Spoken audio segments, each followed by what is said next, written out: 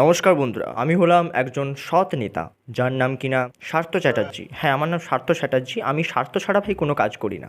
এবার আপনাদের মনে কোশ্চেন জাগবে, আমি কোন দলের হয়ে কাজ করি। দেখুন ভাই, আমি ঠিক বলতে পারছি না এখন আমি কোন দলের হয়ে কাজ করি, কারণ যতক্ষণে আমি হয়তো ভিডিওটা আপলোড করব ততক্ষণে হয়তো আমি এ দল থেকে ও দলে চলে গেছি। এটা এখন ফ্যাশন।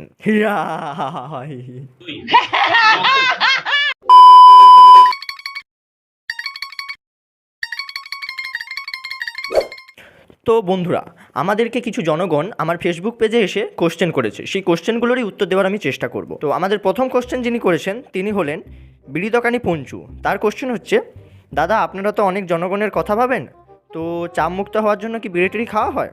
তো পঞ্চুর জন্য বলে রাখি, আমি নেতা হলেও চাপ থাকলেও আমরা চাপ মুক্ত হওয়ার জন্য এইসব নেশা জিনিস করি না। ধূমপান একদমই স্বাস্থ্যের পক্ষে ক্ষতিকারক, ধূমপান থেকে বিরত থাকুন। তো বন্ধুরা, পরের কোশ্চেনের দিকে এগিয়ে যাওয়া যাক। পরের কোশ্চেন করেছেন চা দোকানি মৃত্যুঞ্জয়। তিনি বলেছেন, আপনারা যে জনসংযোগ করতে আসেন, এতে মানুষের বাড়িতে ঢুকে যান, এতে মানুষের কি প্রাইভেসি বিনষ্ট হয়? তো বলে রাখি, ভোটের সময় আমাদের লোকেদের সঙ্গে একদম কানেক্ট হওয়াটা খুবই জরুরি। কারণ ভোটের সময় এমনভাবে লোকের সঙ্গে কানেকশন করে তুলতে হবে তারা আমাদেরকে বন্ধু হিসেবে ভাবে এবং আমাদেরকে ভোট দেয়। সে তাদের সঙ্গে বসে ভাত খায়, যা খায় সে পরের ব্যাপার। আমি দরকার বলে বাড়িতে লোকের বাথরুমেও ঢুকে যাবো, সাবান মাখবো তাদের সঙ্গে, মোট একদম কানেকশান করতেই হবে। এবার পরের কোশ্চেন করেছেন মাছ দোকানি গণেশ। তিনি কোশ্চেন করেছেন, আচ্ছা স্যার, আপনি তো এত ভোটের সময় ব্যস্ত থাকেন, তো আপনি আর কি গার্লফ্রেন্ড রয়েছে?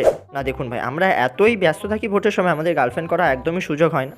হ্যাঁ বাবু বলো, আমি তো তোমার কথাই ভাবছিলাম। তো পরের কোশ্চেন করেছেন হিট সায়ন। তিনি বলছেন, একজন নেতা হওয়ার জন্য কি যোগ্যতা প্রয়োজন আর কি ধাপে ধাপে আমি নেতা হতে পারি?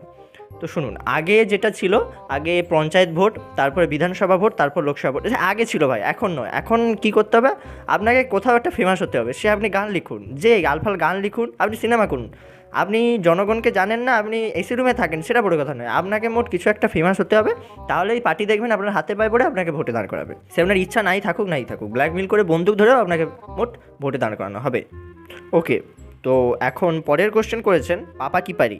তার কোশ্চেন হচ্ছে যে, আপনারা যে ভোটের সময় এত প্রতিশ্রুতি দেন, ভোটের পরে কোথায় চলে যান? দেখুন, আমরা ভোটের সময় প্রতিশ্রুতি দিই যাতে মানুষ আমাদের ভোট দেয়। তারপর মানুষ ভোট দিলে একটা নতুন সেশন শুরু হয় 5 বছরে। সেই 5 বছরের সেশনে কোষাগার থেকে টাকা আসে, সেখান থেকে কোনো ব্রিজ টিজ করার জন্য টাকা দেয়। এবার সেই আমরা টাকাটা মেরে নিয়ে মলদ্বীপস চলে যাই, ঠিক আছে? মলদ্বীপস গিয়ে সেখানে আমরা অ্যায়াসি করি। তখন আমি আর কি করে আপনাদের সেবা করবো বলুন? আপনাদের সেবা আমি করবো, দেখবেন 5 বছর পর আবার আপনার সঙ্গেই দেখবেন মাছ ভাত খেতে বসছি আপনার থালায়, নিচে বসেই খাবো, কোনো চাপ নেই। 100 দরকার হলে কোলে বসে খাবো, কী আছে। পরের কোশ্চেনের দিকে এগিয়ে যাওয়া যাক। পরের কোশ্চেন করেছেন পাড়ার মিস্টার ভল্টু। মিস্টার ভল্টুর কোশ্চেনটা দেখে নেওয়া যাক। মিস্টার ভল্টু করে কোশ্চেন করেছে, আপনি তো বিয়ে করেননি, তাহলে বাড়িতে রান্না করার জন্য কতজন লোক রেখেছেন? দেখুন, আমি বিয়ে নাও করতে পারি, কিন্তু আমাদের যে পার্টি অফিস আছে, পার্টি অফিসে বলা আছে প্রতিদিন সন্ধ্যা রাত্রি করে মহিলারা আসে পিঠে বানানোর জন্য। এবার তারা পিঠে বানিয়ে যায়, আমি পিঠে খাই, বুঝলেন? পরের কোশ্চেন করেছেন মদঘর কাফের।